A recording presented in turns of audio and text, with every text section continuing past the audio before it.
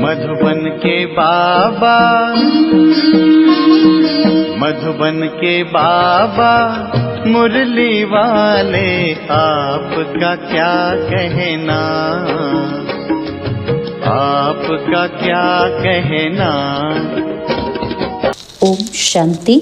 आज 29 दिसंबर 2025 के साकार मधुर महावाक्य हैं। आज मीठे मीठे बाप दादा बोले, मीठे बच्चे अब घर जाना है, इसलिए देह सहित देह के सब संबंधों को भूल माँ में कम याद करो और पावन बनो।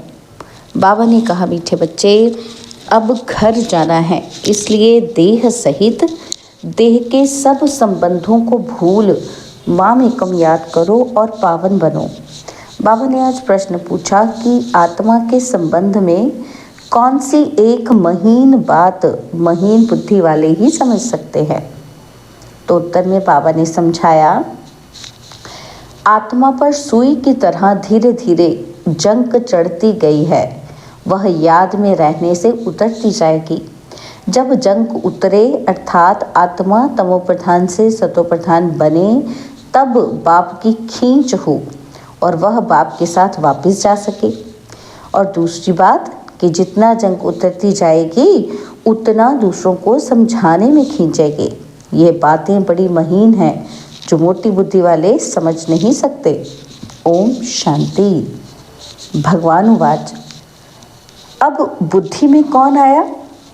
वह जो गीता पाठशालाएं आदि हैं, उनको तो भगवान उवाच कहने से श्री कृष्ण ही बुद्धि में आएगा। और यहाँ तुम बच्चों को तो ऊंच ते ऊंच बाप याद आएगा। इस समय ये है संगम युग, पुरुषोत्तम बनने का। बाप बच्चों को बैठ समझाते हैं कि देह सहित देह के सब संबंध तोड़ अपने को आत्मा समझो। ये बहुत ज़रूरी बात है जो इस संगम युग पर बाप समझाते हैं।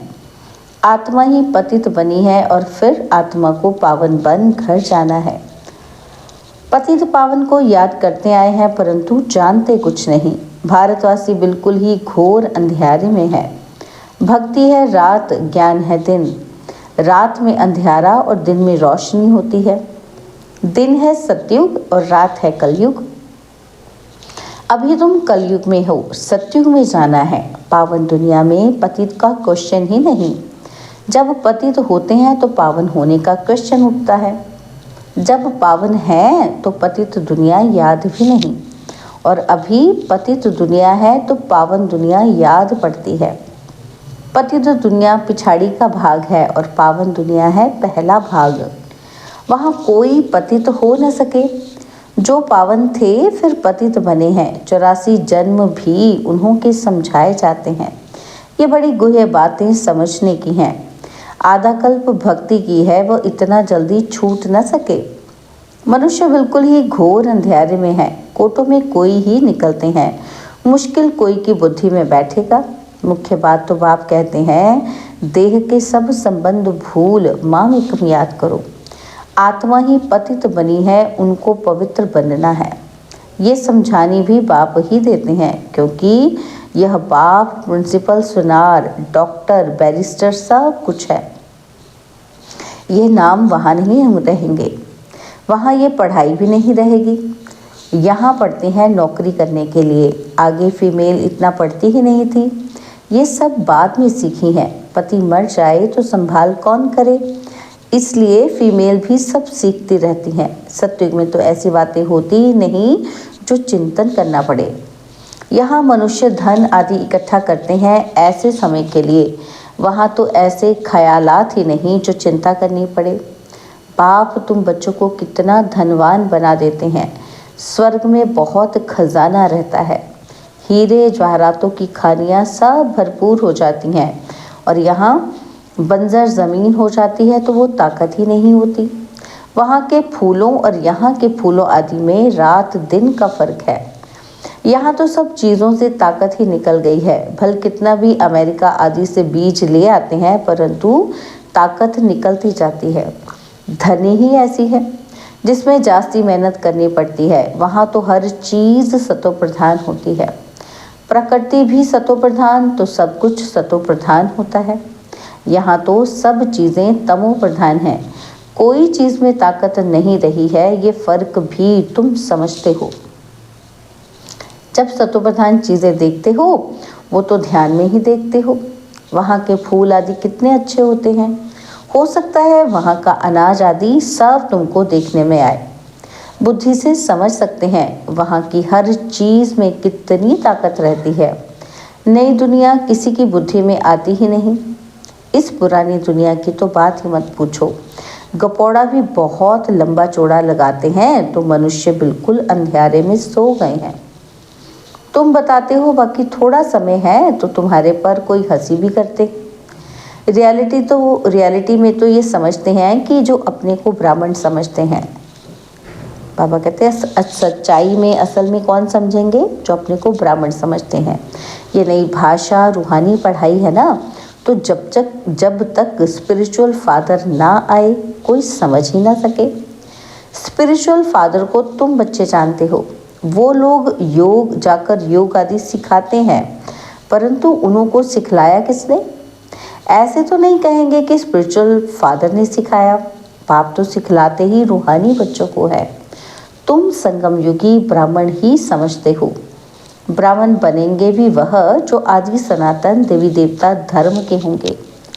ब्राह्मण तुम कितने थोड़े हो। दुनिया में तो किस्म किस्म की अथाह जातियां हैं। एक किताब ज़रूर होगा जिससे पता लगेगा कि दुनिया में कितने धर्म, कितनी भाषाएं हैं। तुम जानते हो ये सब नहीं रहेंगे।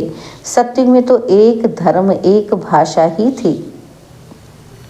सृष्टि चक्र को तुमने जाना है तो भाषाओं को भी जान सकते हो कि ये सब रहेंगे नहीं। इतने सब शांति धाम चले जाएंगे। यह सृष्टि का ज्ञान अभी तुम बच्चों को मिला है।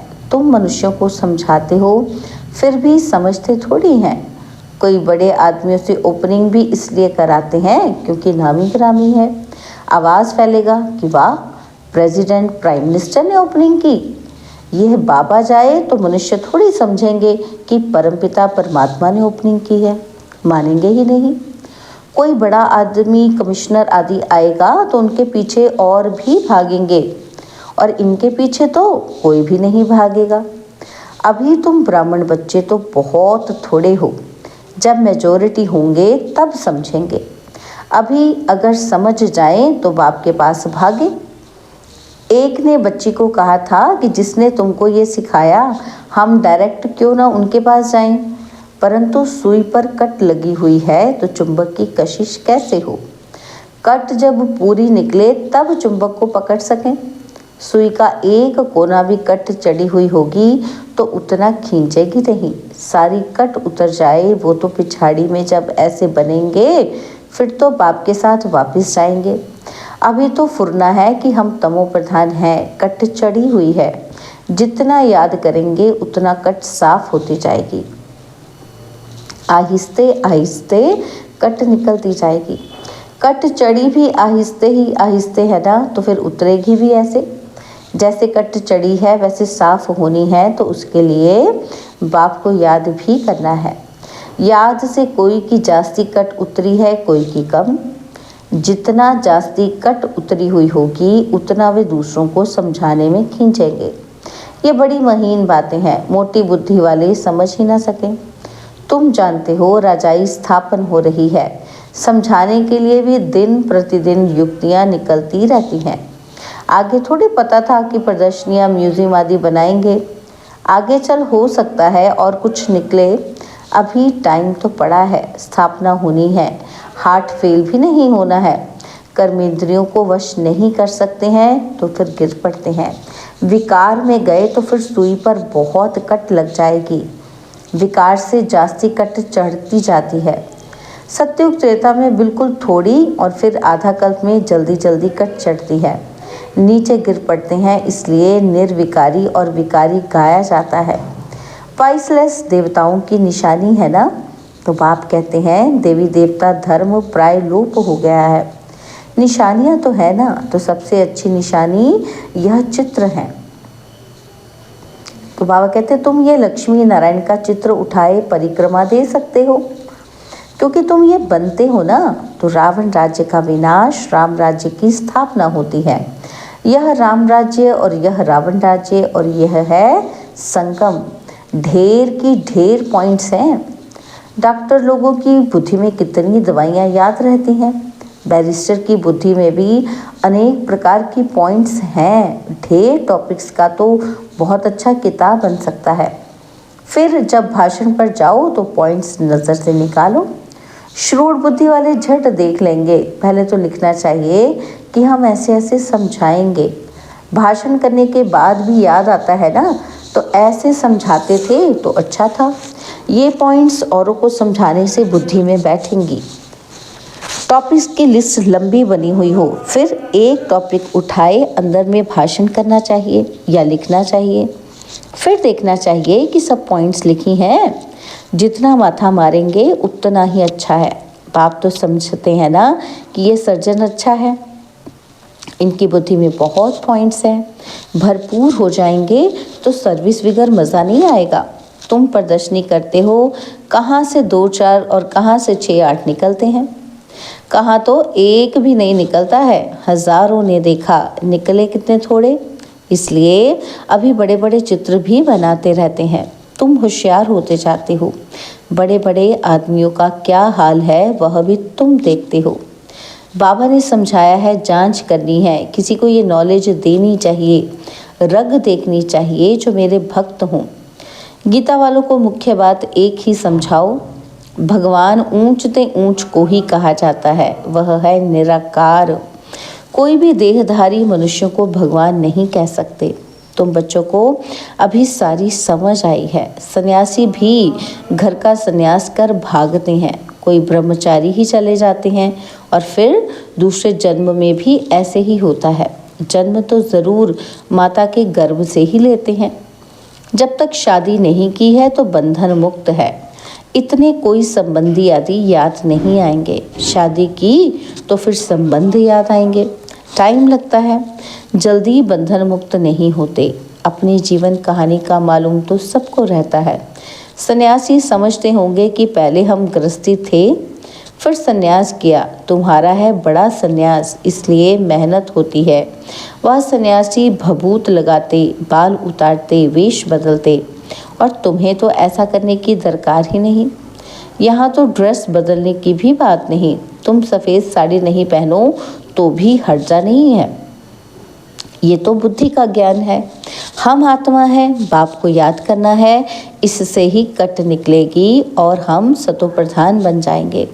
वापस तो सबको जाना है। कोई योग बल से पावन बन जाएंगे, कोई सजा खा कर जाएंगे। तुम बच्चों को जंग उतारने की ही मेहनत करनी पड़ती है, इसलिए इनको योग अग्नि भी कहते हैं। अग्नि से पाप भस्म होते हैं, तुम पवित्र हो जाएंगे। काम चिता को भी अग्नि कहते हैं। काम अग्नि में जलकर काले बन गए हैं। अब बाप कहते हैं गोरा बनो। ये बातें तुम ब्राह्मणों के सिवाय कोई की बुद्धि में बैठ ही नहीं सकती। यह बातें ही न्यारी हैं। तुमको कहते हैं कि ये तो शास्त्रों को भी नहीं मानते, नास्तिक बन पड़े हैं। बोलो, शास्त्र तो हम पढ़ते थे, फिर बाप ने ज्ञान दिया है, ज्ञान से सद्गति होती है। भगवानुवाच, वेद उपनिषद आदि पढ़ने, दान पुण्य आदि करने से कोई भी मेरे को प्राप्त नहीं करते। मेरे द्वारा ही मेरे को प्राप्त कर सकते हैं। तो बाप ही आकर लायक बनाते हैं। आत्मा पर जंग चढ़ जाती है तब बाप को बुलाते हैं। क्या कहते हैं कि आकर हमें पावन बनाओ। आत्मा जो तमो प्रधान बनी है उसे सतो प्रधान बनना है। तमो प्रधान से तमो, रजो, सतो और फिर सतो प्रधान बनना है। अगर बीच में गड़बड़ हुई तो कट चढ़ जाएगी। बाप हमको इतना ऊंच बनाते हैं तो वह खुशी रहनी चाहिए ना। तो विलायत में पढ़ने के लिए खुशी से जाते हैं ना। तो अभी तुम कितना समझदार बनते हो। कलयुग में कितना तमो प्रधान बेसमझ बन पड़ते हैं। जितना प्यार करो उतना ही और सामना करते। तुम बच्चे समझते हो कि हमारी राजधानी स्थापन होती है। जो अच्छी रीति पढ़ेंगे, याद में रहेंगे, वो अच्छा पद पाएंगे। सैपलिंग भारत से ही लगता है। दिन प्रतिदिन अखबार आदि से तुम्हारा नाम बाला होता जाएगा। अखबारें तो हर तरफ जाती हैं ना। कहीं अखबार वाला कभी देखो तो अच्छा डालेगा और कभी खराब, क्योंकि वह भी सुनी सुनाई पर चलते हैं ना। तो जिसने जो सुनाया वो लिख देंगे। सुनी सुनाई पर बहुत चलते हैं, उनको परमत कहा जाता है। परमत आसरी मत हो गई। बाप की है श्रीमत। कोई न उल्टी बात बताई तो बस आना ही छोड़ देते हैं। जो सर्विस पर रहते हैं उनको सब मालूम रहता है। यहाँ तुम जो भी सेवा करते हो वो है तुम्हारी नंबर 1 सेवा। यहाँ तुम सेवा करते हो वहाँ फल मिलता है। कर्तव्य तो यहाँ बाप के साथ करते हो ना। अच्छा, मीठे मीठे सिकिलदे बच्चों प्रति माता पिता बाप दादा का याद, प्यार और गुड मॉर्निंग। रूहानी बाप की रूहानी बच्चों को नमस्ते। हम रूहानी बच्चों की रूहानी बाप दादाजी को दिलवा जान सिकवा प्रेम से नमस्ते।